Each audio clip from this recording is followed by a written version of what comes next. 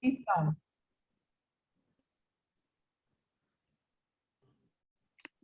boa noite a todas aqui, ou a todos, temos todos? Temos, Augusto. Então, bendito entre as mulheres. Boa noite a todos, vamos começar. Hoje nós vamos falar um pouco sobre o que é o Congresso Colisco. O que significa isso? O que é esse congresso que acontece em diversos lugares do mundo e que a gente quer que se realize aqui? Então, para essa noite, nós vamos estar com três pessoas, que, aliás, três pessoas muito queridas, a doutora Sônia Setzer, a Maria Ângela Mota e a Luísa Lameirão. Então, vou apresentar rapidamente, imagino que vocês conheçam elas, mas, na dúvida, mantenha o charme. Então, doutora Sônia é médica nascida em São Paulo, formou-se em medicina na USP, né? Especializou-se posteriormente em medicina antroposófica em Allesheim, na Suíça, né? E nos últimos anos ela vem atuando como docente nas áreas de medicina antroposófica, pedagogia Waldorf, fala sobre antroposofia, faz parte da diretoria antroposófica no Brasil, e ela é uma das coordenadoras da primeira formação de medicina pedagógica no Brasil, e a doutora Sônia trabalhou como médica escolar durante 28 anos na Escola Waldorf de São Paulo, na Escola Rudolf Steiner. Né? Temos também aqui a Maria Ângela Mota. Maria Ângela é psicóloga. Maria Ângela ela tem uma coisa interessante que a gente vai ver no relato, né? Ela formou-se em quirofonética também, coordenou, foi responsável pela formação durante uns anos, e ela é a fundadora da editora João de Barro, que vende aqueles livros maravilhosos. Então, tem que ver, é interessante um dos livros, como é que surge. Temos a Luísa Lameirão. Luísa Lameirão, querida, é professora Waldorf, mas ela antes se formou em pedagogia pela USP, trabalhou inicialmente como professora de crianças pequenas e é uma das responsáveis pela seção pedagógica, né? E foi responsável também pelo Centro de Formação de Professores Waldorf, em São Paulo, e ela já é escritora de diversos livros, né? Que vocês, como imagino que aqui a maioria, vocês são pedagogas ou algo afim, e ela fez também, ela é cofundadora do Colégio Michaelis. Então, nós vamos hoje perguntar para elas o seguinte, gente: o que é o Congresso Colisco? Gostaria, essas três pessoas são muito queridas, vivem no meu coração, e eu queria que vocês soubessem que são pessoas muito especiais. E elas participaram desses congressos e a gente tem que entender o que é esse congresso. O que é esse Congresso Colisco? Pergunta para vocês. Talvez eu possa começar. Boa noite a todos, que bom que vocês estão aqui. Então, no último encontro desses pré-Colisco brasileiros, vocês ouviram a biografia do Dr. Eugen Colisco. E ele foi o primeiro médico escolar. Em 88, se não me engano, a doutora Michaela Glöckler, que também foi médica escolar, assumiu a direção da seção médica goetheano. E esse impulso da medicina pedagógica, ou mais a medicina escolar, era muito, muito forte nela, o que deu, então, ensejo a fazer um congresso que reunisse médicos, professores, terapeutas que atuam nas escolas e convidando pais também. E foi assim que nasceu o primeiro Congresso Colisco, que aconteceu na Alemanha, em Stuttgart, em 1989, quer dizer, muito pouco tempo depois de ela ter assumido a direção da seção médica, né? Então, talvez esse seja um histórico e peço que minhas amigas complementem. Então, eu tive presente nesse congresso, nesse primeiro congresso Colisco, e essa iniciativa de promover um encontro entre médicos, terapeutas, professores e aberto à paz foi uma grande novidade. Era uma coisa que se falava pouco, multidisciplinariedade ainda não estava tão na moda. E esse impulso trouxe uma renovação, uma abertura. Na época, para mim, isso foi muito importante. Eu trabalhava em consultório com crianças, não ligada à escola, mas a várias escolas, porque muitas vezes eu atendia crianças de escolas Waldorf. E o tema que a doutora Micaela escolheu para esse primeiro congresso, o tema principal das palestras da manhã, era atualizar, ou trazer numa linguagem mais contemporânea, aquilo que o Steiner descreve como tipos constitucionais, né? E por que ele dava esses nomes, às vezes estranhos, né, para um tipo constitucional? O que era mesmo uma criança pobre ou rica de fantasia? E a doutora Micaela se referia à palestra, o trecho das palestras de Steiner, onde ele abordava isso, e atualizava, e trazia, e ampliava. Isso foi uma contribuição fantástica.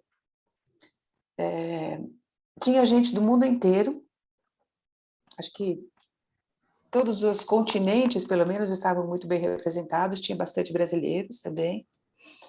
E, para mim, esse primeiro congresso ficou muito associado à queda do Muro de Berlim, que aconteceu logo depois. Então, eu fiquei com essa lembrança dessa novidade dentro do movimento antroposófico, né, promovida por esse congresso, e a queda do muro, como um momento de abertura no mundo, né, como meio que tinha esse paralelo entre os dois movimentos.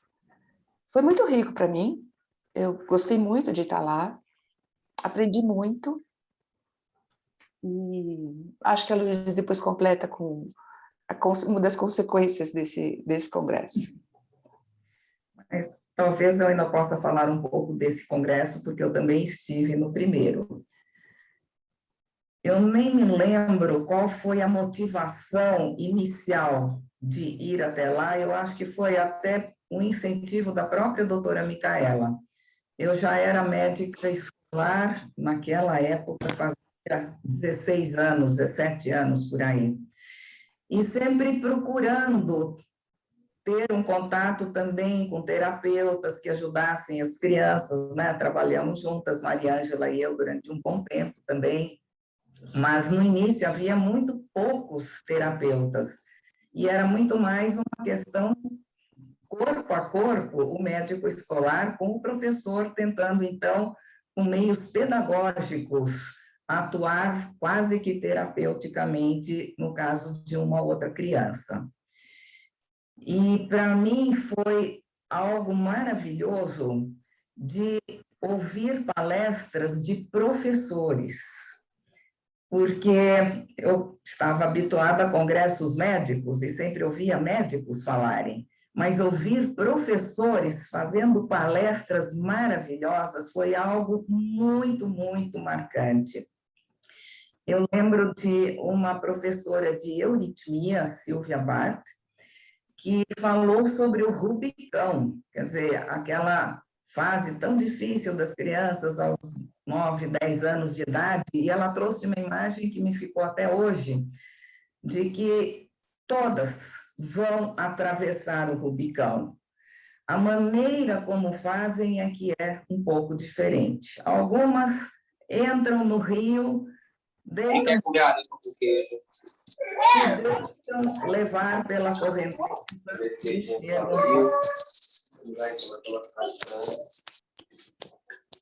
Outras crianças caem na água e ficam se debatendo, nadando quase que contra a corrente, mas acabam chegando do outro lado. Então, Isso foi algo que realmente me marcou muito como imagem, sendo que aquelas que deixam a correnteza levá-las não tem tantos problemas, enquanto que outros, então, lutam, lutam, e mesmo com uma das minhas filhas, eu tive essa experiência da vitória de se chegar do outro lado. O terceiro ano dela foi um terror, e na última semana ela sempre me dizia: hoje é última segunda-feira, hoje é a última terça-feira do terceiro ano. Eu dizia: mas por que que você está me dizendo isso? Eu perguntei na quinta. Ela disse: foi o ano mais feliz da minha vida. Então, mesmo quando as lutas são intensas e se nada contra a corrente, na hora que chega na outra margem, de fato, é o ano mais feliz da vida. Então, isso foi algo que me marcou profundamente, como também outros professores contando de como lidavam com os seus alunos que tinham dificuldades e aproveitando muitas vezes para a classe toda algum exercício, e todos os outros também se beneficiavam. Então, isso foi um estímulo muito grande para o meu trabalho ulterior. A Silvia Barto foi uma euritmista, não sei se ela ainda está viva, uma euritmista, se não me engano, inclusive curativa, muito boa. Eu sei porque eu tenho o livro dela, né? Então, assim, dessa parte curativa deve ter sido trabalhado bastante em escola. Uhum. Luísa, o que você tem para falar para a gente? Então, eu não estive nesse primeiro colisco, era um sonho para mim ter ido, mas eu tive uma filha nesse ano, que também era um sonho completar a família com mais uma criança, então eu não estive, mas eu tive o retorno de todas as pessoas que foram, e depois, vendo a temática sendo colocada à disposição, os próprios alunos do seminário, que nessa altura eu já coordenava em São Paulo, resolveram traduzir para fazer uma pequena publicação, pondo a palestra do Steiner e a palestra da Michela Glöcker lado a lado, e depois isso se tornou um livro que a João de Barro até hoje relança e faz novas edições. Esse livro foi muitíssimo importante para a formação de professores, para a compreensão desses tipos constitucionais, e naquela altura também foi muito decisivo para o processo de apoio às pessoas que não conseguiam ter fundos para subvencionar a sua formação. Passaram-se alguns anos e eu acabei participando de 2 coliscos, não esse da Alemanha, nem o que houve em seguida na Áustria, nem o que houve na Inglaterra. O primeiro que eu estive foi na Califórnia, em Sacramento, e me impactou muitíssimo a maneira como os temas estavam sendo trabalhados.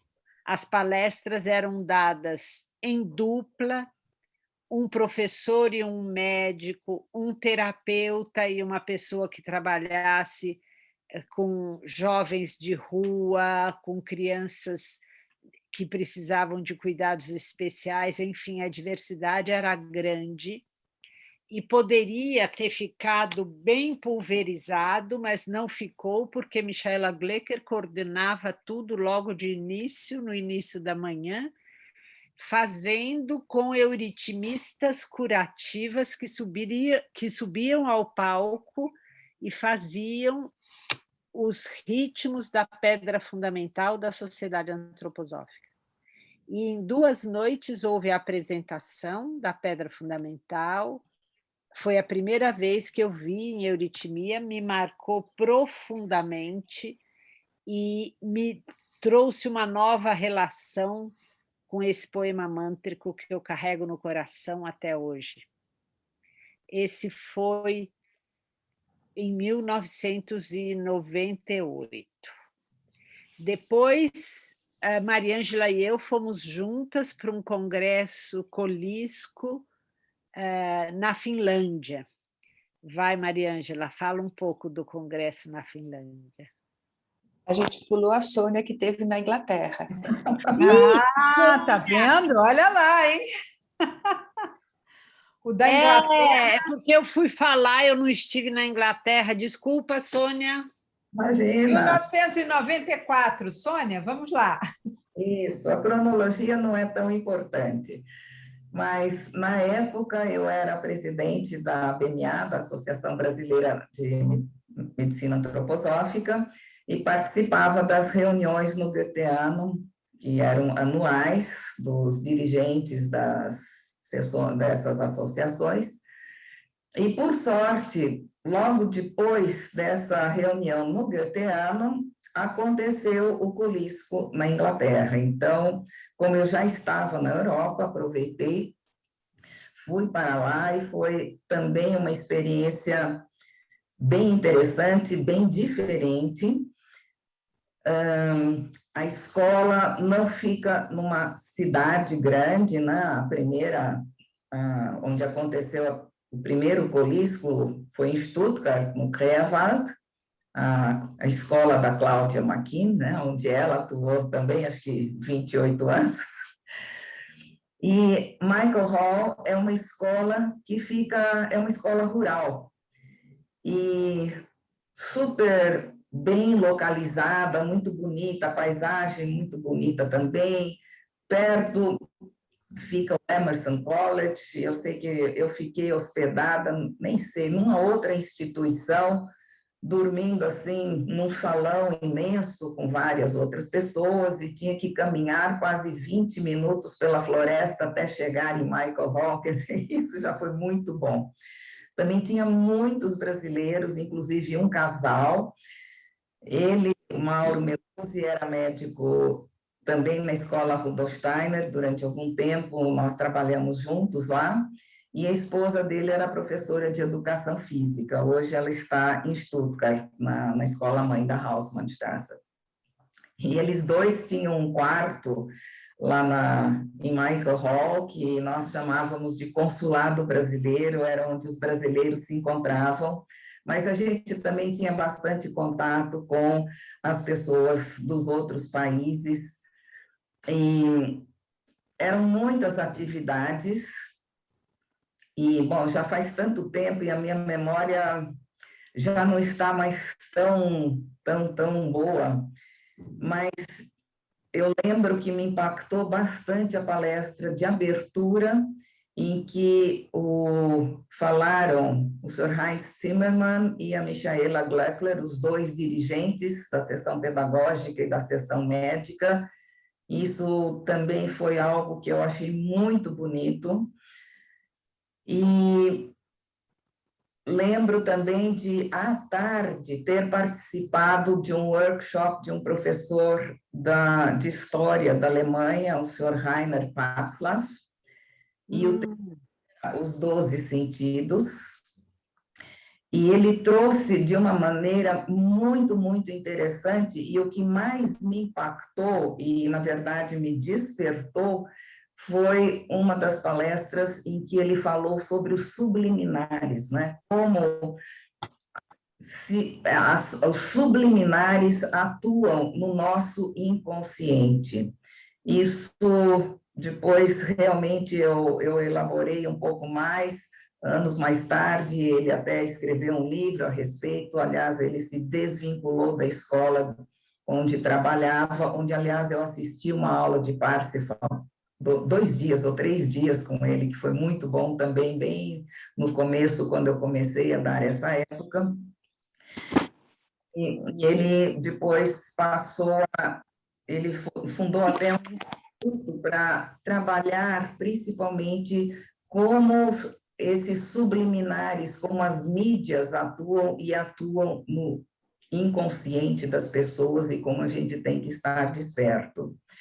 Então, esse foi o workshop da tarde, do qual eu participei, que foi muito rico. E, à noite, havia apresentações de euritmia todas as noites. em que apresentavam o zodíaco e os planetas. Então, é toda uma, vamos dizer, coreografia, né, que o Steiner deu de como existe essa inter-relação dos movimentos planetários, tendo como pano de fundo, então, as constelações zodiacais, sendo que uma noite era falado em inglês e a outra noite era falado em alemão, mas todas as noites, então, tinha esse mesmo fechamento.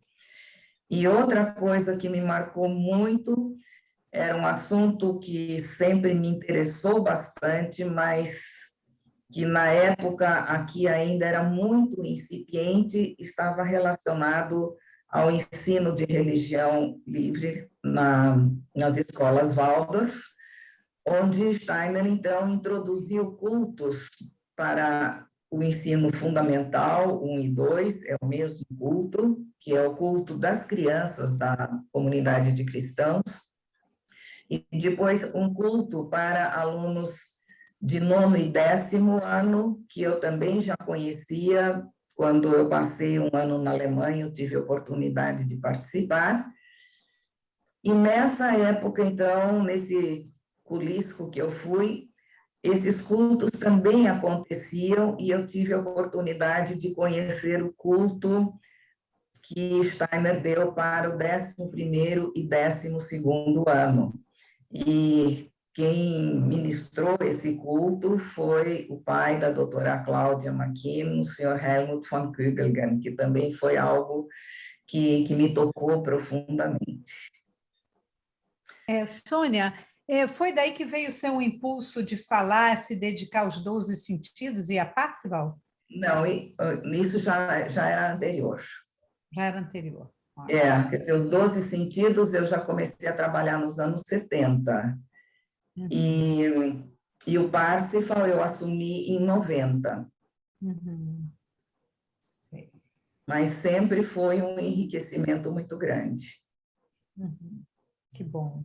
Luísa, você ia... Não, era a Maria Ângela, que eu pedi que ela começasse com a Finlândia.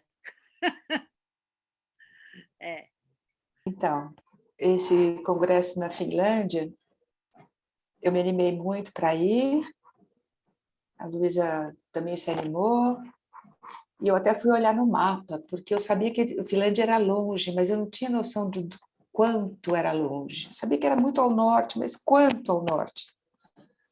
E a natureza lá é muito interessante. A gente estava no verão e praticamente não tem noite.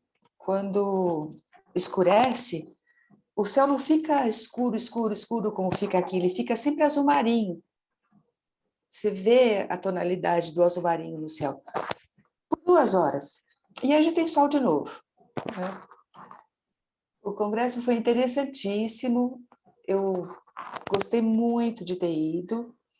As palestras principais das manhãs eram dadas pelo Armin Husmann, médico, né? E que tem todo esse estudo e esse aprofundamento como a música participa da construção do ser humano, como a gente vê todas as qualidades da música expressas na configuração da figura humana. Então, era um conteúdo muito rico, muito interessante. Como sempre, também tinha gente de bastante lugares do mundo, o que era outra coisa sensacional, né? A gente poder ver e conversar um pouquinho e falar um pouco com pessoas de lugares tão distantes. E o Dr. Husmann falava em alemão e depois tinha uma tradução para o inglês, que eu anotava tudo enquanto ele estava falando em alemão. E aí, à noite, a Luísa e eu, a gente estava no mesmo quarto, a gente revia tudo, revia a palestra inteira, porque era muito bom, era muito sensacional. Eu me lembro de uma delas em que ele falava, dentro de todo um contexto, eu vou pensar um pedacinho, onde ele falava sobre o que é responsabilidade, né?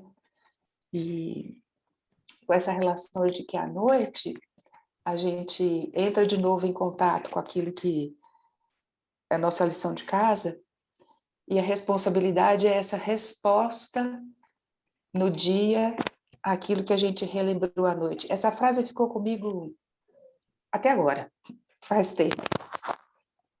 O que mais? Acho que basicamente era isso. O lugar era lindo, não era em Helsinki, era uma cidade mais no interior da Finlândia. E essa coisa da natureza era muito impactante, era muito estranho, 2 horas da manhã, ser como aqui às 8, né? Acho que era isso. Mas a luz da Escandinávia e da Finlândia, em especial, é uma coisa assim indescritível. A atmosfera que deve ter sido, porque dá uma clareza no pensar, e o chão da Finlândia é de granito.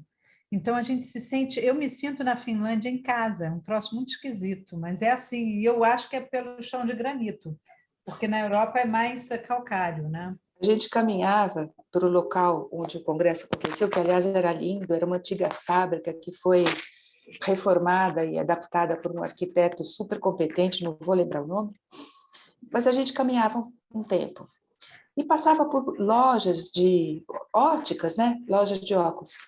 Eu falava, nossa, que interessante, as crianças aqui usam óculos escuros, porque tinha óculos escuros pequenininhos, assim. E depois eu entendi, porque essa luz fica diagonal o tempo inteiro, né? O Pela sol... neve. Não, no verão também, porque É. o sol faz um movimento, um percurso muito pequeno. Então, a luz na diagonal o dia inteiro é irritante, ou pelo menos para mim foi. Ela te ofusca, e é o dia inteiro essa luz diagonal. Eu não sei como é que as pessoas vivenciam isso lá, mas para mim era meio irritante. Era bonito, né? Mas é meio irritante. Então, esse congresso da Finlândia foi especialmente importante para mim, porque a maneira como esse médico, Armin Husman, lida com essas correntes que formam, que modelam o corpo humano, Rudolf Steiner, para professores, falou no segundo ciclo que ele deu para os primeiros professores, chamado Antropologia Meditativa, que é o meu texto predileto de todos os pedagógicos. E, nossa, eu falei, gente, é tudo que eu quero é beber nessa fonte. E eu tinha trabalhado muitos anos aqui no Brasil com esse texto, inclusive junto com o Bruno Calegaro, que foi médico escolar no Colégio Micael, que eu ainda trabalhava lá, e ele me convidou para fazer um grupo de trabalho com ele. Então, além de participar do congresso, eu também participei ativamente num grupo de trabalho e eu abordei, junto com o Bruno, a maneira de introduzir a aritmética nos 3 primeiros anos escolares, que o professor de classe faz com muita consequência a partir da movimentação e a partir da musicalidade. E algumas vezes eu falava, gente, o que eu preparei para hoje, ele já deu todo o fundamento na palestra. Isso para mim me preenchia completamente. Foi um trabalho que para mim foi muito marcante e que me deu assim, como que eu podia dizer, um encorajamento de verdade para poder contar que a prática de cada um também é um conteúdo que gostam de ouvir. Então, e precisam ouvir. Depois de muitos anos, eu estive, 12 anos depois, 13 anos depois, eu estive em Israel e eu encontrei uma pessoa que tinha participado desse grupo lá na Finlândia e ela começou a fazer todos os movimentos que eu tinha feito. Aí que eu reconheci que era ela, fiquei morrendo de vergonha porque ela me reconheceu imediatamente e começou a fazer tudo que a gente tinha feito. Foi muito especial, foi muito bom ter a companhia da Mariângela e a gente poder refazer, porque os conteúdos foram extremamente intensos e era muito bom refazer a cada dia a conferência. Não dava para dormir, era muito claro mesmo. É interessante a gente entender a importância desse trabalho conjunto médico-pedagógico, né? Porque isso assim é essencial, e isso eu acho que é o caminho para o futuro, porque as instituições, as famílias, elas já estão bastante diversas nas suas tarefas, e se a escola puder ainda acolher de uma forma humana as crianças para que elas possam se desenvolver, eu vejo isso como uma coisa fundamental. O pedagogo, cada vez mais, tem que desenvolver esse olho clínico. Ele passa a ser, eu considero a pedagogia como uma medicina preventiva, mas hoje as crianças estão chegando com muitas dificuldades e a gente vai ter muitos problemas pós-pandemia, né? Assim, uma geração da pandemia que se forma aí, essas crianças que ainda não trocaram os dentes e que esse medo coletivo todo vai conformá-las plasticamente, né? Então, assim, é um desafio enorme. É um desafio enorme. Deixa eu falar uma coisa. Uhum. Deixa eu falar uma coisa. Sempre me chamou muita atenção o fato do Steiner, na primeira escola Waldorf, ter convidado o Colisco para ser o médico escolar e ter introduzido a euritmia como uma atividade terapêutica, vamos dizer assim. E se a gente pensar, não tinha terapias como existem hoje, desenvolvidas. Psicologia era incipiente, massagem rítmica ainda não estava desenvolvida, terapia artística não estava desenvolvida, fonoaudiologia não estava conceituada, enfim, quando ele formou a escola, ele usou dos recursos que tinha para poder fazer esse tripé, né? Tripé, professor, médico, terapeuta. E isso, na época desse primeiro congresso Colisco, para mim foi um reforço enorme, porque, vou falar, em 1985, quando eu comecei a consultar, tinha um preconceito enorme contra psicólogo, né? Psicólogo era bicho de 7 cabeças, assim. Então, foi muito legal ter percebido essa nova postura do primeiro congresso Colisco e que permaneceu por todos os outros. Você vê que a euritmia... Fala, Sheila, depois eu falo. Não, é que a euritmia é a única arte que a gente sabe quando surgiu, e ela teve como berço, ela só pôde surgir na Terra porque tinha antroposofia para acolher.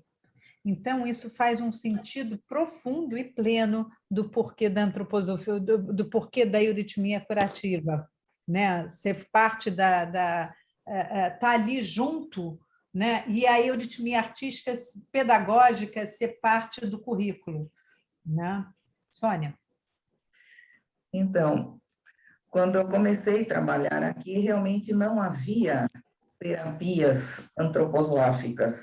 De vez em quando, na clínica Tobias, havia uma euritmista curativa.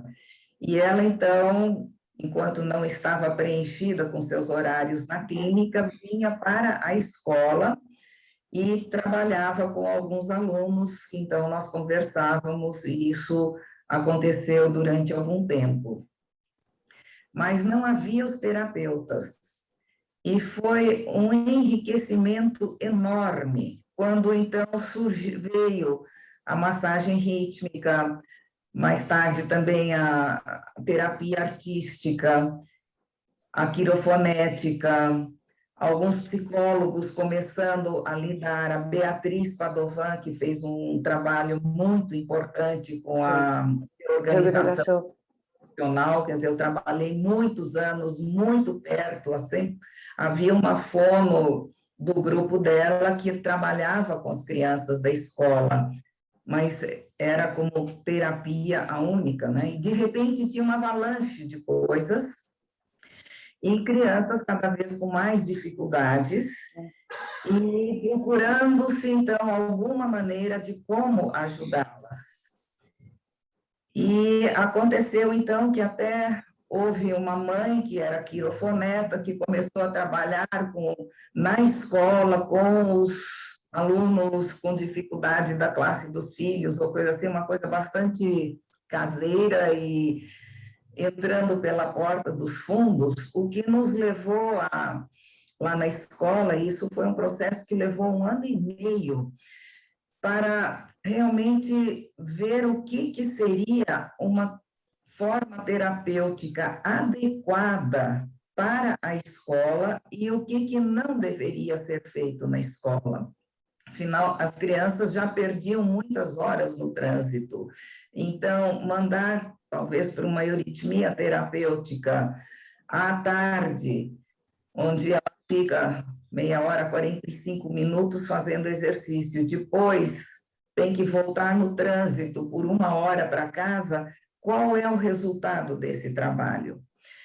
E depois de muitas discussões, muitos debates, lá na escola nós então fundamos o grupo de apoio pedagógico, do qual participavam então professores, os terapeutas que estavam mais próximos, e durante um tempo até tínhamos uma pessoa que tinha feito a formação em pedagogia curativa, participando desse grupo, e eu, e chegamos à conclusão que na escola as crianças poderiam ter formas terapêuticas derivadas, digamos, de matérias escolares. Quer dizer, a euritmia faz parte do currículo, então euritmia terapêutica pode ser feita na escola. Terapia artística pode ser feita na escola, afinal, as crianças fazem arte na escola também, na classe. Mas aquelas mais especificamente terapêuticas, como massagem, ou mesmo a quirofonética, nós chegamos à conclusão que isso fazia parte de realmente um terapêutico e não cabia na escola. Mas era um problema tremendo, porque havia professores que diziam como tirar um aluno de sala de aula para fazer 20 minutos de euritmia terapêutica ou de desenho de formas bem específico, ou mesmo uma aquarela ou algum trabalho terapêutico artístico que os pais, obviamente, tinham que pagar, esse profissional precisava receber. Se os pais já estão pagando a escola, eles estão pagando para o filho ter aula. E isso também levou a bastante discussões. Não sei como é que a situação é hoje em diversas escolas, afinal, eu já estou fora da escola há mais de 20 anos, então, eu não sei como é que isso se desenvolveu, mas esse grupo de apoio pedagógico realmente foi algo muito frutífero, muito bom. Nós estudávamos juntos, todo esse grupo, uma vez por semana, e fazíamos os diversos trabalhos. Havia uma professora que ela também fazia arte da fala, e fazia isso terapeuticamente, então, enquanto estava na escola, também tirava alunos de sala de aula e trabalhava a fala com eles. Então, a gente aproveitava quem estava disponível, né? Nossa, que bom isso, né? Assim, eu queria ver se a gente agora falava, eu queria saber assim, qual a importância para a Luísa e para a Maria Ângela do médico escolar e qual a importância para a Sônia dos professores nesse trabalho conjunto, que eu acho que isso é o essencial para a gente aprender a saber o quanto isso tem isso é uma pedra preciosa para que a gente precise desenvolver para enfrentar os desafios que vêm por aí como nunca. Maria Ângela, você pode começar? Posso? O trabalho terapêutico, não importa qual a especialidade, se é quirofonética, se é psicoterapia, se é massagem rítmica, ele se processa num ritmo lento. A gente precisa de 1 ano, né? É o ritmo do eu, para que, de fato, aquelas mudanças que foram sendo conquistadas ao longo do processo se tornem uma aquisição permanente, vamos dizer assim. O apoio medicamentoso ao trabalho terapêutico durante esse período é bom para todo mundo. Ajuda o terapeuta, ajuda a criança, ajuda os pais, né? Porque vai criando uma base para que aquilo que vai sendo trabalhado na terapia encontre um terreno fértil para se assentar. É essencial, né? É essencial. O trabalho tem um resultado potencializado quando a gente pode fazer essa parceria médico-terapeuta. Isso eu entendo que independe da terapia que está sendo aplicada. Luísa, você como professora, né, o quanto esse trabalho pode ser enriquecedor para você, ou o quanto perturbador, ou como é que você vê isso? Então, eu tive o privilégio de trabalhar com médicos muito sui generis dentro do Colégio Micael. O primeiro deles foi o Gerardo Antornosi. O rapaz, porque ele morreu muito jovem, ele era um rapaz mesmo, ele olhava uma criança e ele conseguia descobrir coisas que a criança estava dentro da minha sala de aula há alguns meses, e ele olhava uma vez, ele tinha uma capacidade perceptiva incrível, e nós trabalhamos muito bem juntos, e o Colégio Micael sempre praticou constantemente, semanalmente, aquela conferência em que se trata uma criança, e nesta conferência a presença do médico é muito importante, porque o olhar é muito complementar ao do professor. O professor não entende as coisas orgânicas e o médico também precisa do professor para contar um pouquinho como que a alma da criança anda. Então, eu acho indispensável, eu acho uma grande perda quando uma escola não tem a presença de um médico escolar, mas tem uma questão: o médico escolar não está ali para fazer receituário. E muitas vezes isso é delicado, porque eles têm isso como tarefa, acho que está implantada na organização médica, que eles têm que resolver com algum medicamento. E não é o caso na medicina escolar. Ou seja, nós vamos encontrar caminhos com olhares diversificados, e muitas escolas implantaram, mais recentemente do que o tempo que eu trabalhei com as crianças, esse grupo, como a Sônia chamou de grupo de apoio pedagógico, que houve na Rudolf Steiner, implantou isso, mas tem sido cada vez mais difícil, e a capilaridade da pedagogia Waldorf no Brasil é imensa, que as escolas tenham um médico escolar constante. É muito difícil isso.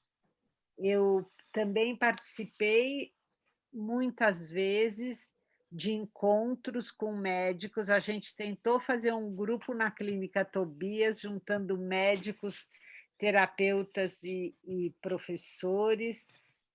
Enfim, isso eu acho que é uma necessidade não apenas quando as crianças apresentam distúrbios desafiadores, é uma necessidade para a compreensão do ser humano em desenvolvimento.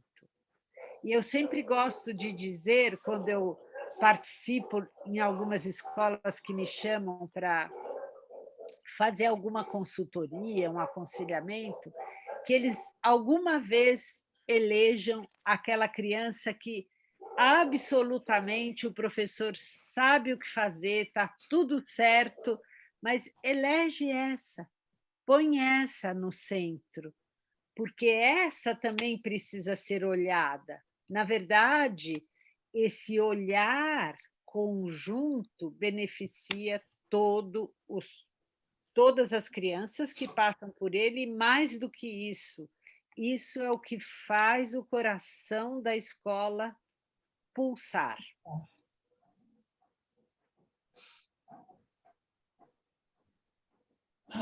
Bom, então, para finalizar, eu vou pedir para a Sônia falar sobre qual é a experiência dela, assim como médica, qual é o enriquecimento desse trabalho médico-pedagógico, e aí a gente vai abrir para possíveis perguntas, se vocês têm perguntas, se tem algum interesse de saber alguma coisa que elas possam, de alguma forma, trocar com vocês. Sônia, por favor. Então, como eu falei, quando comecei, realmente, eu não tinha experiência alguma, eu caí de paraquedas na escola. E mesmo durante a minha formação lá na Europa, eu não tive oportunidade de trabalhar com médico escolar, porque um estava fazendo uma pesquisa que não me interessava, e não era isso realmente a minha meta, e o outro que me aceitou como estagiária, quando eu estava para chegar lá, caiu da escada, quebrou a bacia e não podia não podia me receber. E eu tive a imensa sorte de ter vários professores muito experientes, ainda aqueles que vieram da Alemanha, em grande parte, que então começaram a fazer perguntas para mim. E, de fato, eles me ensinaram. Me ensinaram a olhar a criança e, fazendo as perguntas, me fizeram estudar, e me fizeram estudar muita coisa pedagógica que eu não tinha noção ainda.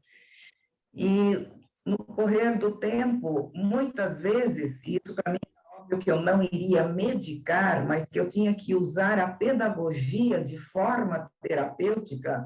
No começo não havia terapeutas. Então, foi assim um trabalho maravilhoso, corpo a corpo, com as crianças, para entender, para encontrar soluções pedagógicas que pudessem ter um efeito terapêutico. E realmente tem muitas. E isso me levou a uma situação que muitas vezes eu não sabia, de fato, se eu estava atuando como médico ou como professor. Eu me sentia um pouco em cima do muro. Mas, obviamente, que a minha visão de medicina trazia um outro aspecto nos conselhos de classe, quando nós falávamos sobre os alunos.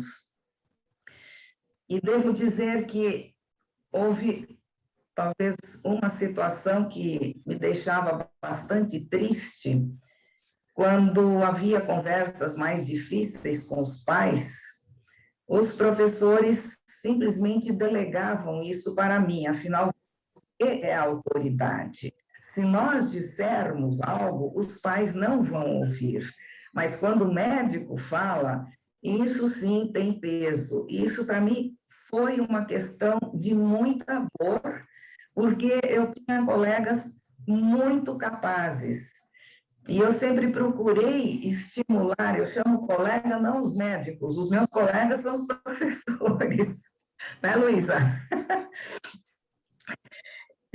Então... Sem som, Luísa. Eu desliguei por causa dos cachorros do vizinho para não alterar. Eu sou irmã da Sônia. Pois é, nós somos irmãs. Trabalhamos em conjunto. Os meus colegas são muito mais os professores, porque minha atividade profissional sempre foi muito mais voltada à escola do que ao consultório. A minha casa era a escola. E esse é um aspecto que eu acho importante, e eu tive a sorte de poder realmente me dedicar à medicina escolar. Eu passava 3 manhãs por semana na escola e uma tarde, e mais tarde até uma segunda tarde. Porque só assim que se conhecem os alunos. Eu tive a oportunidade de visitar escolas no Peru e no Chile, onde então pediam, venha ver, venha observar. Isso não é o médico escolar. Nós temos que estar juntos, temos que acompanhar, temos que conhecer. Eu digo que no começo, eu conhecia praticamente todos os alunos e conhecia muitas situações familiares. E hoje, quando me falam, olha, tal aluno, lembra dele? Eu digo, sim, a mãe, o pai, o irmão que era meio complicado, esse era legal. Eu ainda tenho essas lembranças porque realmente eu conhecia os alunos e conhecia, em parte, as famílias. E eu acho que isso ajuda muito a tarefa do médico escolar. E o trabalho com os terapeutas, então, desenvolveu-se mais tarde, à medida que eles foram se formando e surgindo, e aí o trabalho realmente interprofissional foi de uma riqueza muito, muito grande. É verdade. Gente, tem um caminho aí para ser desenvolvido, né? Porque essa dedicação que a Sônia teve, não sei se alguém já teve dessa forma, porque foi assim totalmente dentro e ela ainda teve o privilégio de ser filho do pai e da mãe, né? Então, que também Olha, viviam a pedagogia, né? O dia que eu às ouvi a vezes, mãe dela contar um conto de fadas, eu com 15 anos de idade, meu pai sempre contou muito contos de fadas, então eu sempre imaginei muito. Que delícia, que delícia, que coisa gostosa, assim, sabe? De a gente criar uma riqueza de imagens quando ouve, né? mas Fala para os assim. meus filhos foi difícil. Ter a avó e ter a mãe na escola é muito pesado. Santo de casa, né? Sheila, Luísa, você você viu ia que tem falar uma alguma coisa? pergunta no chat? Quer que eu faça para vocês? Uhum. Sim. Eu É, prefiro. qual o papel do médico escolar no cuidado da saúde do professor? É do Marcos Figueira. Também é importante. E eu tive algumas oportunidades mesmo porque eu assistia muita aula. Pelo menos uma vez por semana, se não duas, eu estava em sala de aula com os professores. E aí, obviamente, eu também podia observar a atuação deles. E várias vezes eu chamei os professores, ou algum professor, tive uma conversa com ele, procurando ajudá-lo também, no sentido de, enfim, se resguardar ou não gastar tanta energia com determinadas coisas que eu notava. Na própria observação dos alunos, imagine, um professor está lá com 30, 40 alunos, não consegue ver detalhes, mas como médico passando entre as carteiras e vendo algumas coisas acontecendo, você também pode ajudá-lo. E isso é uma forma também de ele não se desgastar tanto. Eu cheguei a pedir que professores tirassem uma licença quando tinham alguma situação que estava mais pesada ou pós-cirúrgica. Eu me lembro de uma situação que o cirurgião disse que em 15 dias o professor poderia voltar a dar aula. Eu falei, não, vai ficar um mês em casa. Então, coisas desse tipo eu introduzi. Agora, a saúde mesmo, quando algum professor ficava doente, aí não era a questão do médico escolar, aí a situação clínica, como também alunos doentes. Muitos alunos eram meus pacientes também, ou então eu indicava outros colegas, eu sempre abria um leque para os pais poderem escolher aquele que era o médico, digamos, kármico, dessa criança, e a mesma coisa com o professor. Mas cuidar de situações de patologia, isso eu nunca fiz. Alguém tem mais? Acho que isso não é mesmo tarefa do médico escolar. É é uma ajuda mútua que tanto podemos fazer entre colegas, professores, como o olhar do médico vai trazer uma nova possibilidade.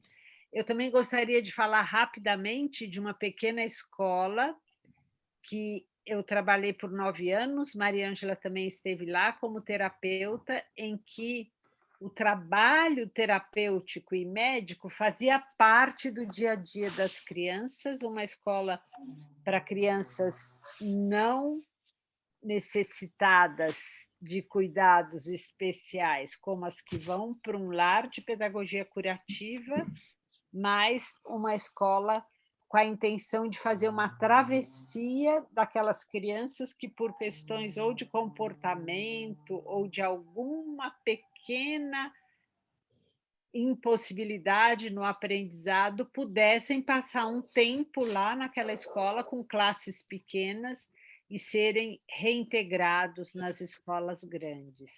Nós tivemos algumas crianças que conseguiram fazer esse caminho e depois, com a lei da inclusão, essa escola já não fez mais sentido, o que eu acho uma pena, porque eles, na verdade, tinham ali um ambiente menor. Claro que isso pode acontecer dentro da escola grande, mas numa classe menor e ainda assim ser classe, era uma ajuda muito importante para essas crianças.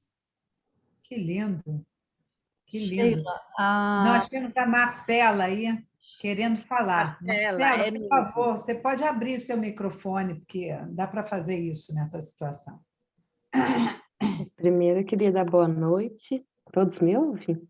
Sim, Eu queria dar boa noite e meu nome é Marcela, eu sou mãe do Augusto. No início estava até com o nomezinho ali de Augusto, Ah, era o porque Augusto bendito entre as mulheres. Tá? porque devido às aulas online, o Zoom já estava configurado com o nomezinho dele. E, na verdade, assim, essa conversa foi se caminhando, pelo que eu estou entendendo, está se caminhando mais para o final, e eu gostaria de manifestar assim, a minha gratidão pelo esforço de todas vocês, cada uma no seu tempo, da sua forma, porque eu sou mãe de uma criança que tem desafios maiores no desenvolvimento. Ele é paciente da doutora Tízia e aluno da nossa querida Gabriela, que está aí. Uma professora muito querida que realmente há 4 anos vem cuidando do meu filho e que acho que a gente vai carregar para sempre, acho, não tenho certeza. Mas eu gostaria realmente de agradecer, porque desse desafio do equilíbrio entre o trabalho de professor, terapeuta e médico, a pessoa ainda está chegando aqui. Chega mais para frente, assim, para dar boa noite. Assim, boa noite. Boa Oi, noite. querido, boa noite. boa Boa noite. noite. Durma bem. Olá. Gabi,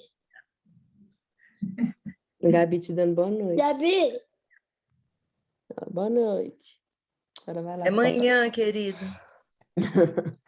E, na verdade, eu queria agradecer porque, às vezes, quando a gente está do outro lado, e a sensação que eu tive aqui é essa, né? Porque a conversa dessa conciliação, professores, médicos, terapeutas, todos num esforço de assistir, né, o ser humano nos seus desafios. E aí eu estou do outro lado porque eu sou pai, eu sou mãe, né, eu sou família. Então, eu queria só agradecer, porque tocou muito meu coração ver como que esse caminho foi longo, né? Porque hoje eu posso levar o meu filho ali na EMI, e ele faz as sessões de euritmia e tem presente o Micael. Hoje mesmo eu tive um momento sublime, assim, que ele viveu algo e ele, em silêncio, no próprio quarto, ele agradeceu. Obrigada, Micael. Obrigada, Deus. Assim, porque a Amy está fazendo todo um trabalho com ele, daqueles 12 passos, né, do Micael. Enfim, então eu só queria agradecer mesmo, porque me deu uma dimensão de há quanto tempo vocês estão trabalhando para que eu possa ter o meu filho aqui numa euritmia, numa quirofonética, num Padovan, na terapia pedagógica, enfim. Queria agradecer muito mesmo. Que ótimo, a gente agradece o seu relato também. Gabriela, por favor. Boa noite. Também queria agradecer, assim, eu de uma geração mais nova, né, poder acompanhar essa história, ver esse caminho, assim, é muito inspirador, dá muita força de vontade, né, para a gente continuar com esse legado. E aí a doutora Sônia, em algum momento, falou sobre um debate, né, uma discussão dessa questão dos alunos saírem da sala para terem um acompanhamento terapêutico. Se você puder falar um pouquinho sobre o seu olhar, assim, porque isso é uma questão, né? Às vezes a gente vê essa necessidade, mas também não pode entrar num lugar de toda hora sai para fazer uma outra coisa. Então, se você puder trazer um pouquinho do seu olhar, eu agradeço. E agradecer que esse encontro muito maravilhoso. Então, quando começamos a ter mais possibilidades terapêuticas na escola, de fato, ocorreu quase que uma avalanche. E havia crianças que saíam 2, 3 vezes por semana. Havia professores que achavam que as crianças estavam perdendo matéria e que não podiam sair. E, obviamente, que isso gerou muitos debates, muitos pensamentos. E, no fim, nós conseguimos conciliar que cada grupo terapêutico duraria 7 semanas. Então, se uma criança deveria fazer, digamos, euritmia curativa, então era por um período, mais ou menos 6, 7 semanas, e depois se faria uma reavaliação para ver se havia necessidade de mais alguma coisa ou não. Muitas vezes, até durante o processo terapêutico, ainda não aparecem os benefícios, mas quando se para, quando se dá o intervalo, aí é que aflora o resultado. Então, nós começamos a trabalhar dessa maneira também, deixando tempo entre uma terapia e outra, às vezes mudando, passava de uma terapia artística para fazer a terapia de fala, e depois uma pausa.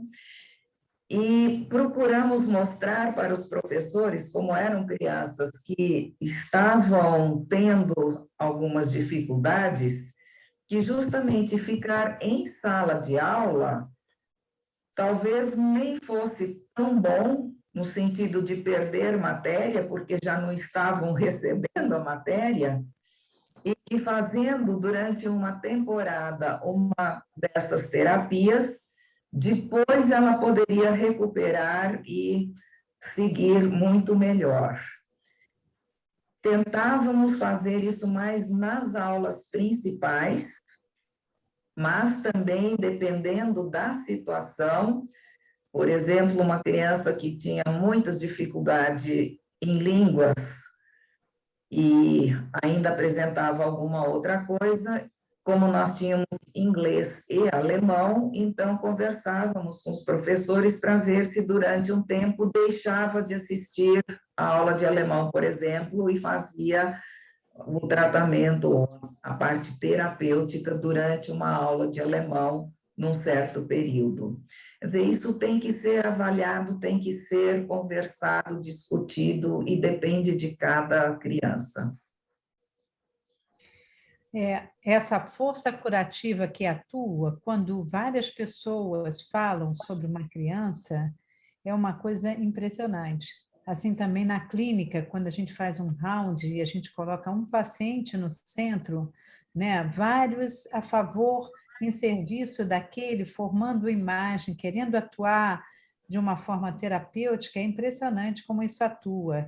Essas conversas sobre a criança, que junto o médico, junto o pedagogo, junta mais outras pessoas, tudo junto, né? Isso conforma algo que não é visível, mas que atua profundamente. Isso sempre nos impressiona, como é que depois de uma conversa dessa a criança muda, né? É isso, minha gente. Alguém tem mais uma pergunta ou a gente pode finalizar? Não temos perguntas. Luísa, você poderia aí finalizar com coisa de professora, né, gente? Eu sou médica. Então, assim, finaliza aí com um versinho, uma poesia, uma coisinha assim, vai. Tá no. Agora, de preferência, com o microfone aberto, para a gente ouvir. Meu bem, é que Obrigada. quando o cachorro do vizinho faz fundo, eu desligo para não incomodar vocês. Luísa, só deixa eu dar um recadinho. Dia 13, a gente vai ter um encontro aberto para médicos, professores, pais, sobre desafios da adolescência. E mais para frente eu vou passar divulgação, mas só para que as pessoas já fiquem sabendo, tá bom? Muito obrigada, Obrigada, Alexandra, pelo apoio todo. Muito obrigada. E também muito obrigada, Sônia, Mariângela, uma comadre, outra irmã, está tudo em casa. Muito, muito obrigada. E doutora Sheila foi super bem comportada hoje, parabéns. Nossa, isso é porque tem a tia tomando conta. Só faltava essa, Sônia. Eu mereço ouvir isso. Vamos lá. Eu vou usar umas frases do Guimarães Rosa que eu acho que faz sentido para esse caminho que nós descrevemos hoje. Digo, o real não está na saída nem na chegada. Ele se dispõe para a gente no meio da travessia. Aquela travessia durou só um instantezinho enorme.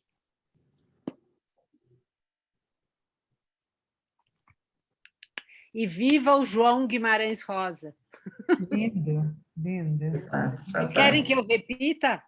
Porque, sim, mais uma vez, vai lá, Luísa, aquele jeito pedagógico de ser, vamos lá. Repetição eu aprendi com as crianças. Digo, o real não está na saída nem na chegada. Ele se dispõe para a gente no meio da travessia. Aquela travessia durou só um instantezinho enorme. João Guimarães Rosa. Lindo, minha amiga. Vamos fechar. Quero agradecer a todos, quero agradecer aqui a Alessandra, que está conosco, aqui botando toda essa estrutura, né? Acho que foi cedido pela Federação das Escolas Waldorf. Quero agradecer aqui as minhas queridas, né? A Sônia, a Luísa, a Mariângela, e agradecer a presença de vocês. Que bom, vamos tentar caminhar na direção de fortalecer esse movimento, né? Muito importante para o presente e para o futuro. Tá? Com certeza. Uma boa noite a todos. Boa noite a todos, obrigada pelo convite. Boa noite, obrigada. Obrigada a todos. Simone, já foi embora. Oiê! Boa noite.